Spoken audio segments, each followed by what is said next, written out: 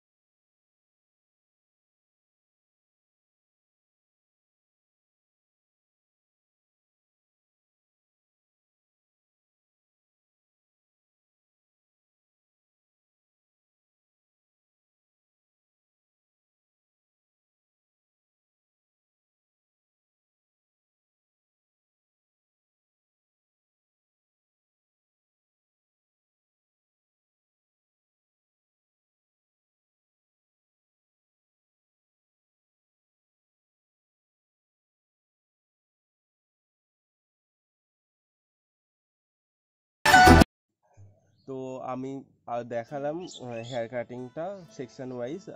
যেরকম সেকশন করেছি আপনারা সেরকম সেকশনই ভাগ করবেন।